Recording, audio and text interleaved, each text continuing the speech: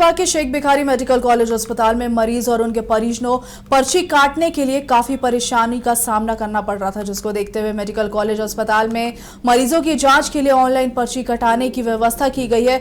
दरअसल कई ऐसे लोग हैं जिनके पास स्मार्टफोन नहीं है, जिससे उनके लिए पर्ची कटाना मुश्किल हो रहा था। अब उनके लिए ऑफलाइन व्यवस्था भी की जाएगी। वहीं इस संबंध में डॉक्टर अभिषेक कुमार का कहना है कि भारत सरकार ने आभा card Ayushman Bharat digital mission launch किया है। इसके तहत मरीज अस्पताल में इलाज कराने आते हैं तो उन्हें आभा ऐप डाउनलोड कर बार कोड स्कैन कर पर्ची लेना होता है। इससे उन्हें इलाज में जो भी सेवा दी जाती है उसका डिजिटल रिकॉर्ड बन जाता है, ताकि भविष्य में जब कभी भी मरीज इलाज कराने आए तो चिकित्सक आभा ऐप के जरिए उनकी समस्या को जान सके। स्वास्थ्य के क्षेत्र में काम करने वाले समाज सेवी रंजन चौधरी भी कहते हैं कि भारत सरकार ने महत्वपूर्ण योजना लॉन्च की है, जिसका उद्देश्य मरीजों की डिजिटल जानकारी रखना है। कई ऐसे लोग हैं जो इस सेवा का उपयोग नहीं कर पा रहे हैं। उन लोगों के लिए अस्पताल प्रशासन से ऑफलाइन व्यवस्था उपलब्ध कराने की मांग की गई थी।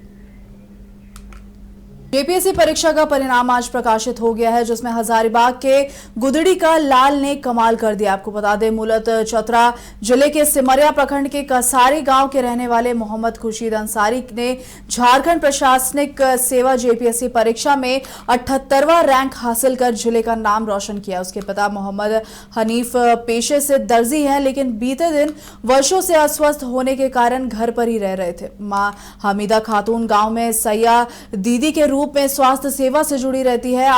8 भाई बहनों में सबसे छोटे मोहम्मद खुर्शीद ने अपनी प्रारंभिक शिक्षा गांव के स्कूल से पूरी की। हजारीबाग के सेंट कोलंबस कॉलेज से 12वीं और स्नातक की पढ़ाई की। वहीं आर्थिक तंगी के बावजूद उन्होंने हिम्मत नहीं हारी। हजारीबाग में एक छोटे से किराए के लॉज में रहकर उन्होंने कड़ी मेहनत की और अपनी मंजिल पाली है। मोहम्मद खुर्शीद ने कहा कि मैंने सिर्फ एक सपना देखा और उसे साकार करने के लिए कभी हालात का बहाना नहीं बनाया। वहीं खुर्शीद के माता पिता ने बेटे की सफलता में खुशी जाहिर की है। और मांझी थाना पुलिस ने जमीन विवाद में रची गई एक गहरी साजिश को नाकाम कर दिया। इस मामले में एक देसी कट्टा और जिंदा कारतूस के साथ 2 युवक को गिरफ्तार किया गया है। वहीं आपको बता दें, जांच में सामने आया कि निरंजन प्रसाद को उसके ही पर्यटन पार्टनर आशीष पांडे ने फंसाने की साजिश रची थी। रांची पुलिस ने वक्त रहते रची गई फर्जी कहानी को एक्सपोज किया है। एसएसपी चंदन कुमार सिन्हा ने बताया, यह मामला जमीन खरीद बिक्री में ठगी और फर्जी फंसाने की साजिश का है। रांची पुलिस ने एक बेकसूर को फंसाने के प्रयास को विफल कर मिसाल पेश की है। अवैध हथियार के बरामदगी का मामला तो है ही, साथ ही साथ इसमें एक बड़ी ही इंटरेस्टिंग स्टोरी है कि निरंजन प्रसाद अपने एक परिचित की ज़मीन बेचवा रहा था और इसके लिए उसने एक आशीष पांडे नाम के व्यक्ति से संपर्क किया। तो इस ज़मीन के लेन देन में जो प्रॉफिट था उसमें 10 लाख रुपया आशीष पांडे को देना था निरंजन प्रसाद को, पर उसके मन में बेईमानी आ गई कि पैसा नहीं देना है।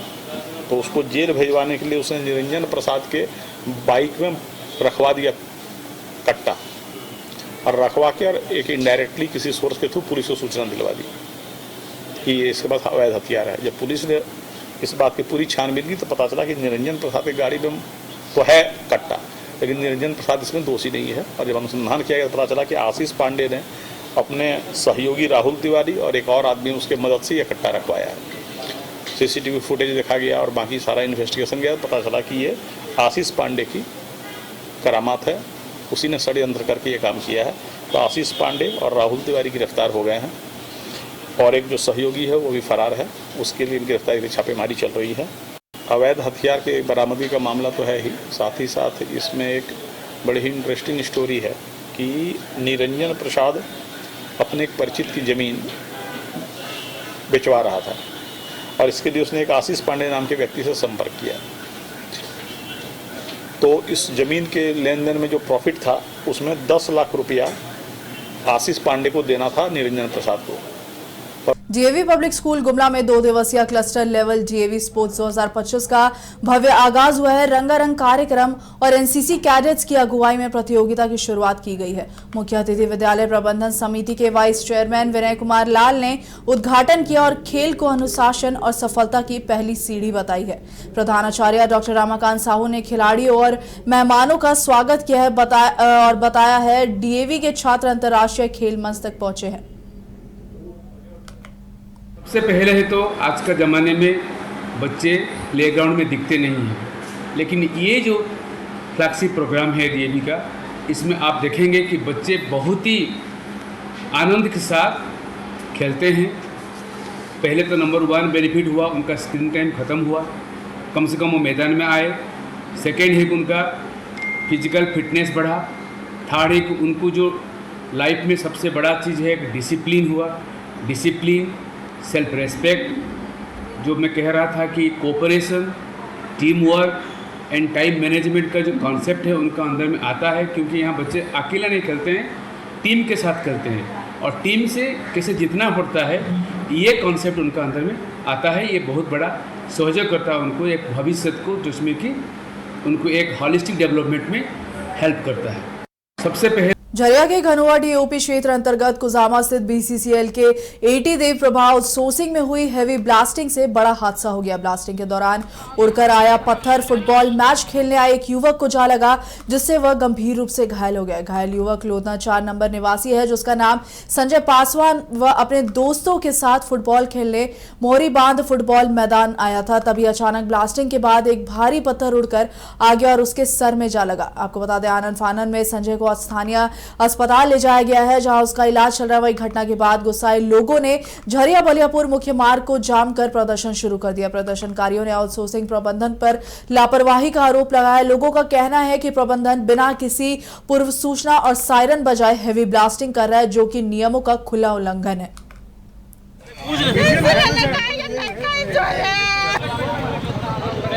चोट लग गया, पत्थर कहाँ का पत्थर? फील्ड में थे, गाड़ी निकाल रहे थे, पत्थर उड़ के आया मेरे पीछे लग गया। माइंस वाला ब्लास्टिंग वाला पत्थर? ब्लास्टिंग वाला। कौन सा आउटसोर्सिंग चल रहा है? सूसी चल रहा है। देव पावर कुजामा। हाँ, कब कितना बजे घटना है? अभी थोड़ा देर पहले। कहाँ चोट लगा है? अभी पीठ में लगा है, हाथ में लगा है, यहाँ ज़्यादा लगा। कितना बड़ा पत्थर था? ये इतना बड़ा पत्थर था। हाँ सौरभ जी, माने वहाँ पर बहुत कोई खेल रहे थे? बहुत गोटे थे, गाड़ी निकालने टाइम में। कहाँ पर आपको कहाँ पर खेल रहे थे क्रिकेट? बगल कौन सा ग्राउंड है? मोरी बांध। हम लोग का यहाँ पे ब्लास्टिंग हुआ और बगल में फुटबॉल का मैच चल रहा था। सन्नी नाम का लड़का था, खेलने के लिए आया था और देख रहा था तो ब्लास्टिंग हुआ तो 3 पत्थर उड़ा और एक पत्थर उसके जाके यहाँ पे लगा और पीछे लगा। 4 नंबर लोधना। ब्लास्टिंग यही जस्ट बगल में हुआ था। नहीं, सिर्फ उसी को चोट लगा है। ब्लास्टिंग यही 3 बजे हुआ था, 3:30 बजे के लमसम में। अभी हाँ, उसको इलाज के लिए बोल के गिरिडीह के बडडीहा राजकीय कृत मध्य विद्यालय में बच्चों के बीच साइकिल वितरण कार्यक्रम का आयोजन किया गया। इस कार्यक्रम के विधिवत शुभारंभ में अनुसूचित जनजाति एवं पिछड़ा वर्ग कल्याण विभाग के मंत्री चमरा लिंडा गिरिडीह पहुंचे। इस दौरान मौके पर उच्च एवं तकनीकी शिक्षा, नगर एवं आवास, पर्यटन, कला एवं संस्कृति, खेलकूद एवं युवा कार्य विभाग मंत्री सुदिव्य कुमार सोनू, उपायुक्त रामनिवास यादव, पुलिस अधीक्षक डॉक्टर बीमल कुमार, उप विकास आयुक्त स्मृता कुमारी प्रमुख समेत अन्य अतिथियों ने दीप प्रज्वलित कर किया। इस दौरान मंत्री चमरा लिंडा ने कहा है कि मुख्यमंत्री की सोच है कि हमारे राज्य के बच्चे खूब पढ़े लिखे और राज्य का नाम पूरे देश में रोशन करें। मौके पर उन्होंने कुछ बच्चों के बीच सांकेतिक रूप से साइकिल का वितरण किया है और छात्रवृत्ति दी है। में इनकलाबी नौजवान सभा द्वारा आउटसोर्सिंग और रोजगार में ठेका प्रथा के खिलाफ जोरदार प्रतिवाद कार्यक्रम आयोजित किया गया। कार्यकर्ताओं ने ठेका प्रथा को युवाओं के भविष्य के साथ खिलवाड़ बताते हुए इसे अविलंब समाप्त करने की मांग की है। साथ ही स्थानीय मुद्दों को भी उठाया गया है, जिसमें सरिया क्षेत्र में लगातार खराब बिजली आपूर्ति व्यवस्था और स्थानीय पावर ग्रिड में 75% स्थानीय युवाओं को रोजगार देने की मांग को लेकर तेज आवाज बुलंद की गई है। बोकारो पुलिस ने जीएसटी के जरिए फर्जीवाड़ा करने वाले 2 आरोपियों को गिरफ्तार किया। आरोपियों की पहचान नरेश मंडल और अमित शाव के रूप में की गई है। ये आरोपी लोगों को रकम डबल करने का लालच देकर ठगी करते थे और फिर लूट की वारदातों को भी अंजाम देते थे। आरोपी फर्जी कंपनियां बनाकर लोगों को रकम डबल करने का लालच देते थे। वे जीएसटी रिफंड के नाम पर लोगों से पैसे लेते थे और फिर उन्हें लौटाने के वक्त लूटने का काम किया करते थे। मामले में बोकारो पुलिस ने जामताड़ा से 2 आरोपियों को बड़ी रकम के साथ गिरफ्तार किया। वहीं बोकारो एसपी ने आज प्रेस वार्ता कर पूरे मामले की जानकारी दी है, जहां एसपी हरविंद्र सिंह की माने तो ये ब्लैक मनी को व्हाइट करने में बड़ा खेल है, जिसमें ठगी के शिकार हुए पीड़ित शिकायत भी नहीं कर पाते हैं। लेकिन हाल ही में जब अपनी डबल हुए रकम को लेने पहुंचे रांची के 2 लोगों से लूट कर ली गई तो उनकी ओर से पुलिस में शिकायत दर्ज की गई और जांच में ये बड़ा खुलासा पाया गया है। ये लोग क्या करते थे, अपने नाम से या किसी जो है फर्जी कंपनी खोलते थे और उन कंपनीज के नाम पर बहुत सारे मल्टीपल अकाउंट्स जो है अलग अलग अकाउंट बैंक्स में खोल के रखते थे। फिर जो ये जिसका हमने आपको बताया, जिसको पाठक जी बोल के ये लोग बुलाते हैं, जो क्या नाम है, क्या सिंह, बंटी सिंह, सुदर्शन उर्फ बंटी सिंह उर्फ पाठक, जो कि लखीसराय का रहने वाला, ये जो है आगे लिएजनिंग का काम करता था, लोगों को इंड्यूस करने का, कि झांसा देने का कि हम आपको आपका पैसा डबल कर देंगे और अगर आप हमें इतना पैसा देंगे हम इसके एवज में आपको डबल पैसा देंगे। तो इस तरीके से लोगों को से लाइन अप करके लोगों को लेके आता था, पैसा ठगता था अपने साथियों के साथ मिलके, और वो जो पैसा मिलता था वो इनके अकाउंट में जाता था, फर्जी खाते जो नरेश मंडल और अमित साहू के द्वारा संचालित थे। तो उन खातों में जाने के बाद इनकी टीम होती थी जो कि तुरंत जो है उससे मल्टीपल अकाउंट से भेज के तुरंत जो है कैश विड्रॉ कर देती थी और ये लोग जो है इधर से भाग जाते थे। अब जो जनरली जिसके साथ ठगी हुई है वो भी डरता है इस तरह की बात बताने में किसी को, कि उसको लगता है कि मतलब एक तो बेइज्जती वाली बात है, दूसरी बात ये भी है कि उसको कहीं ना कहीं लगता होगा कि ये इतना सारा दिखेगा मेरे पास से कैश वो हुआ है तो कहीं मेरे ऊपर कुछ वैसा लीगल वो ना हो जाए, वो इस उससे जो है वो आगे नहीं आता है। तो ऐसे करके ये पहले भी जो है 2 कांड ऐसे कर चुके हैं, जिसमें एक 38 लाख में पहले ठगी कर चुके हैं, 15 लाख ठगी ऐसे ही कर चुके हैं सेम मेमो के थ्रू, और उसमें अभी तक तो शायद इन्होंने वो कंप्लेंट कहीं दी भी नहीं। ये लोग हमारे पास आए, हमारे संज्ञान में आया जब हमें पता चला कि इतना बड़ा सिंडिकेट ऑपरेट कर रहा है, तो एक मल्टीपल जो लेवल की जो टीम थी छापामारी दल, जैसा कि आपको बताया हमारे एसडीपीओ चास के नेतृत्व में टीम जो काम कर रही थी, जिसमें कि थाना पे अलग अलग जगह, बिकॉज ये लोग बहुत जल्दी भाग रहे थे, कभी यहाँ कभी वहाँ, तो इसी क्रम में जो है ये मतलब बहुत ही रिस्क भी ले रहे थे।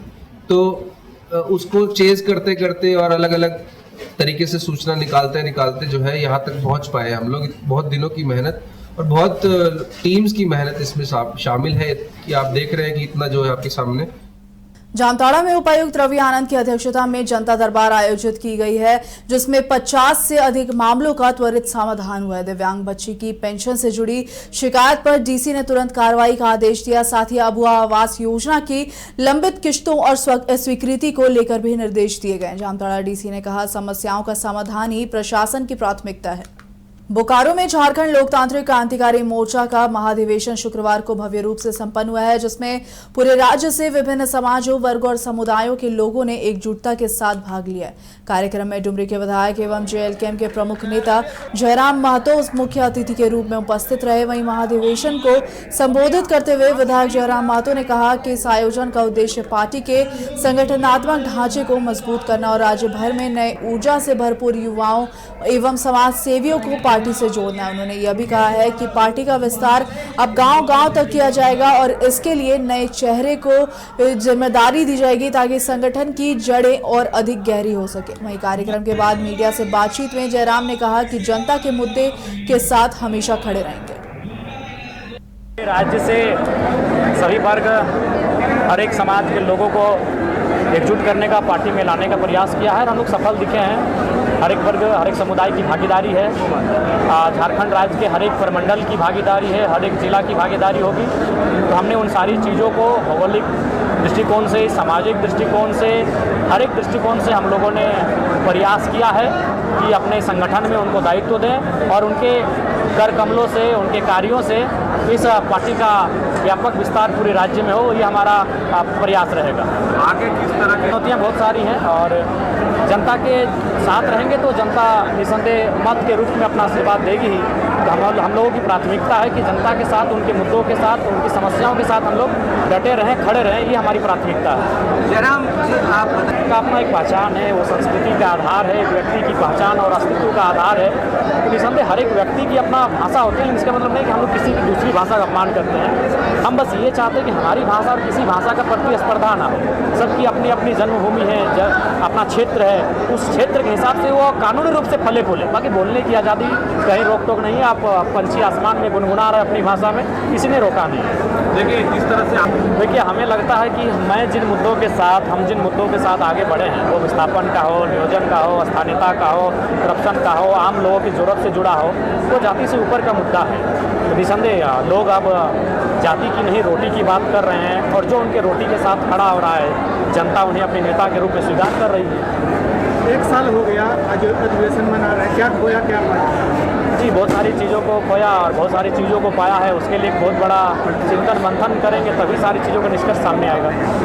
इन मुद्दों पर स्थानीयता का मुद्दा है, नियोजन का मुद्दा है, विस्थापन का मुद्दा है, भाषाई पहचान का मुद्दा है, युवाओं के रोजगार का मुद्दा है, किसानों की ज़मीन का मुद्दा है, मजदूरों का समान वेतन का मुद्दा है। वो सारे मुद्दे हैं जिनके साथ हम लोग आगे भी बढ़ रहे हैं और अभी भी वर्तमान में लगातार हम लोग आंदोलनों के माध्यम से, प्रदर्शन के माध्यम से, कार्यक्रमों के माध्यम से उनके साथ खड़े हैं, डटे हैं। देखिए, अगर अटल क्लिनिक के नाम से था तो वो भी इस देश के एक बहुत ही बड़े राजनेता रहे हैं। तो निसंदेह राजनीतिक विचारधारा भिन्न हो सकती है, लेकिन अगर उनके नाम से क्लिनिक था तो आपत्ति नहीं।